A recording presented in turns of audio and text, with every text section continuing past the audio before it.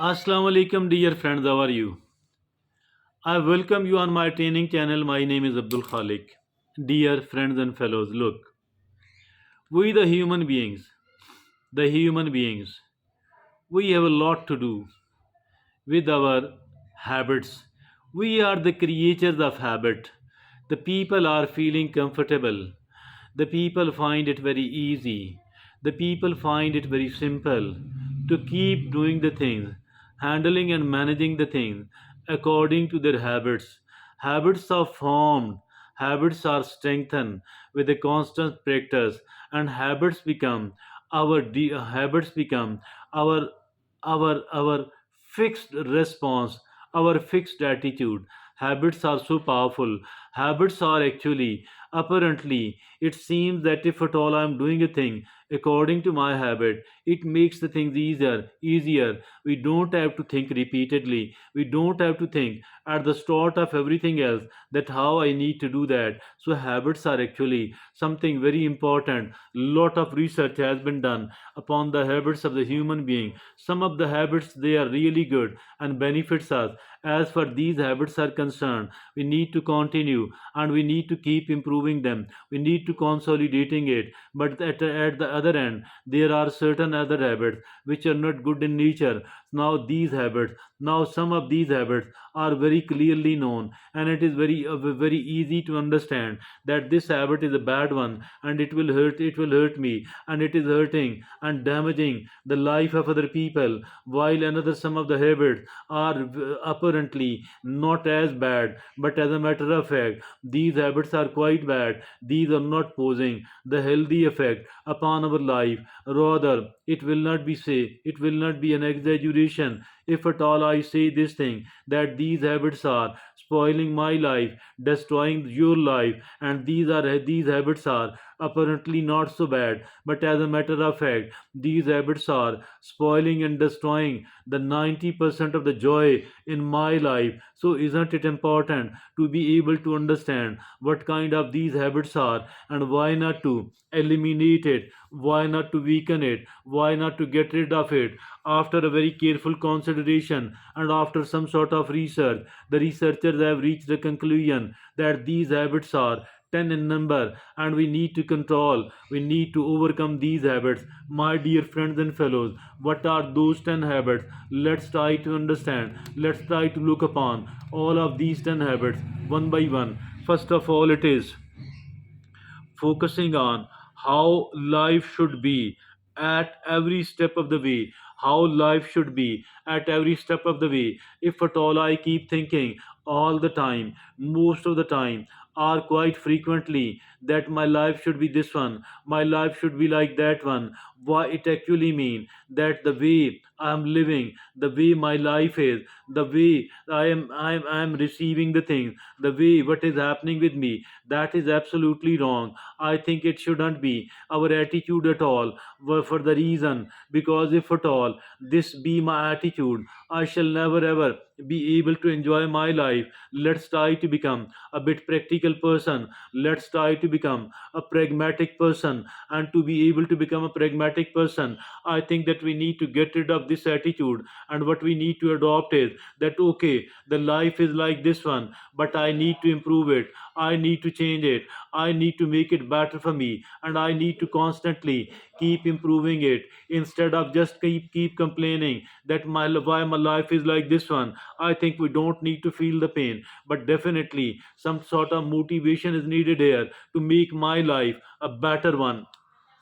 Now the number two is, the second is wanting to control the uncontrollable. Wanting to control the uncontrollable. Why try to control the uncontrollable? If at all I try to put myself in that, what is going to happen every time, at every moment? And if at all I'm trying to control the uncontrollable, which is out of my control, which is in the control of someone else, so I think that if at all I keep worrying, if at all I keep fretting and frowning, if at all I keep getting getting annoyed and angry. I think that is absolutely wrong. That is not, that is a kind of nonsense behavior. It is a counterintuitive thing. So what is very important is not to try to control the uncontrollable.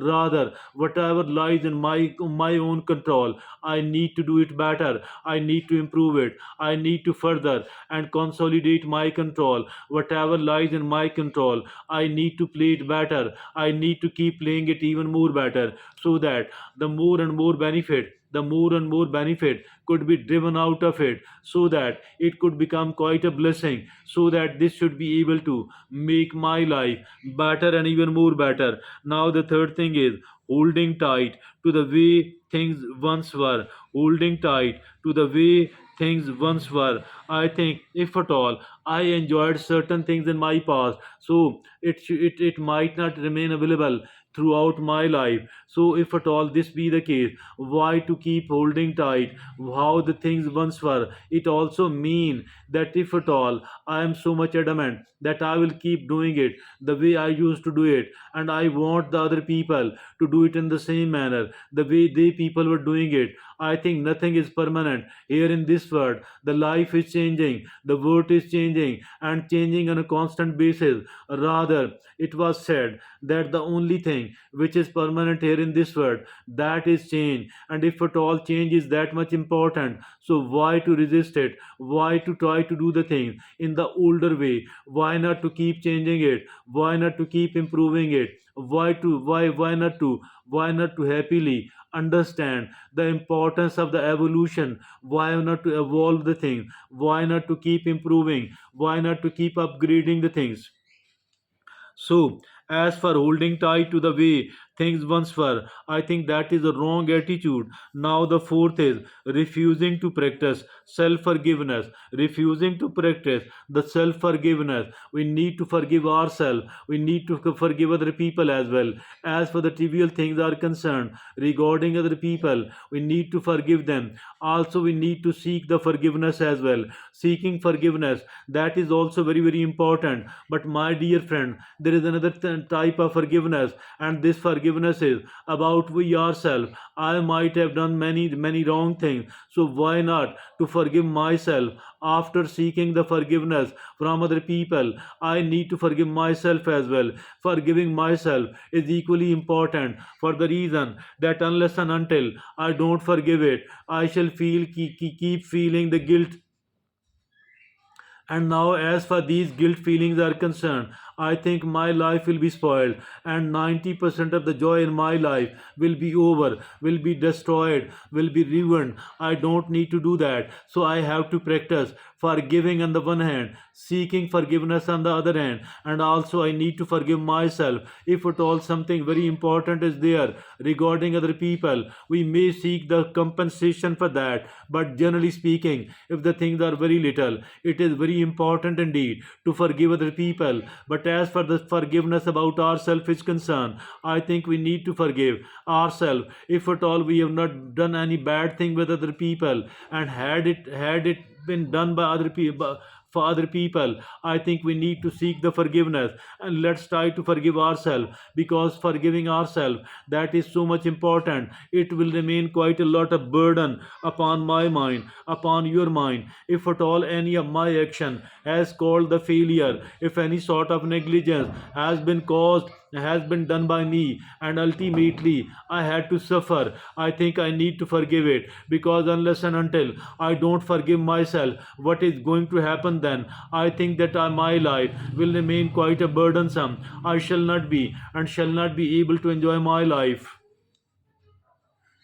Now, the fifth is endlessly settling for the default setting. Endlessly settling for the default settings. What is this, by the way, dear friends and fellows? Look, that I need to customize the thing. Whatever default setting is there, sometimes It is okay to pursue, it is okay to allow that, but doing it for all the time would actually mean that I am getting the minimal benefit out of all that. So if at all I want to raise the benefit, then what I need to do is that I should be customizing the setting, not to settle at all on the default setting, rather to go for the customized setting. That is so much important. Now the number 6 is resisting new ideas and lessons. Why to resist it? Why to resist the new ideas? Why to resist the lesson, the important lesson? Let me tell you, it is for me as well as it is for everyone else, that if at all we are resisting the new ideas, we are going to be doomed. And if at all we want to avoid that disaster, if at all we don't want to become an irrelevant person, if at all I am resisting the new ideas in any of the sector, in any of the field, I am going to become an irrelevant person. Nobody will be paying heed to me at all, because the life is changing, the world is changing. The only thing which is permanent here in this world, that is change. So why to resist the new ideas? Why not to happily accept it? And why not to customize it? Why not to alter it? Why not to bring certain changes so that it become even more suitable for me? So I don't have to resist the new ideas. I don't have to resist the lessons. Rather, I do have to learn the lessons of life, the important lessons of life. And now the seventh is constantly seeking fleeting contentment. Constantly seeking fleeting contentment. Fleeting contentment. If at all we are constantly pursuing it, what is going to happen then? I think these fleeting contentment, it will consume all the time, most of the resources, and I will be a destroyed person. I don't need to become. So for all that reason, I think that I should not be doing it at all. Rather, what is needed here, what is pursued here, and that is that I should not be, my dear friends and fellows, I should not be pursuing the fleeting contentment. Rather, I need to pursue the important things in my life, because unless and until I do that, unless and until I don't focus and concentrate upon the contentment, which is very very long lasting in nature, because I am pursuing the worthwhile goals here. I think not to pursue the fleeting contentment, rather to do the solid thing, rather to do the concrete thing, rather to do the very important thing, the very serious thing, so that it could benefit me at the moment as well as in the future. So that is constantly seeking fleeting contentment. Now the number 8 is always worry about everyone else's story. Always worry about everyone else's story. I cannot afford to do that. Rather, I need to focus upon myself. I need to listen to my story. But at the same time, it is good if at all I am worrying, if at all I am listening, if at all I am paying heed to the story of another person, particularly my loved one. I think that is up to an extent okay. But if at all it goes out of the moderation, if at all it becomes dominant, what is going to happen? That everything what I am trying to do will be spoiled and destroyed. I don't need to do that either. I don't need to be doing that. So for that reason, always worry about everyone else's story. That will be spoiling the joy in my life up to 90%. So I don't need to carry it on at all. So I need to act in a moderation. I need to listen to other people up to a limited time and not beyond that at all. Now the ninth is fearing little failures. Fearing little failures. Those people who remain afraid of the failure, they never succeed in winning. Why? Because their fear of the failure, these people are unable to take the initiative, they are unable to take the action, and they will keep waiting, and they will be keep worrying, and this excessive amount of worrying, this will not allow them to take action, to take initiative, to start their journey, and to take the decisive action. It is not possible, because the people are seen worrying, and worrying about the little failure, about the little necessary failure. I think that we need to stop worrying it. Although we need to take a bit of care, although we need to do something, a little bit of the thing, but at the same time, as far worrying is concerned, worrying constantly is concerned, I think we need to stop doing that. And particularly worrying about the trivial thing, the smaller thing, the smaller necessary failures. I think that I need to stop worrying all that. Otherwise, my life will be a total failure. I will become an important person. I will not be able to take the initiative. I will not be able to take the action at all. Now, the 10th and the final is waiting for the perfect moment. Waiting for the perfect moment to take the next step. I think timing is important, and important indeed. Why not to shy away from it, not to underestimate the importance of it, but at the same time, waiting for the perfect moment to take the next step. I have seen and studied. Rather, I have been myself a person like this one. So I think those people who are waiting for the perfect moment to take the next step, they people never take the next step, because the perfect moment never arrives.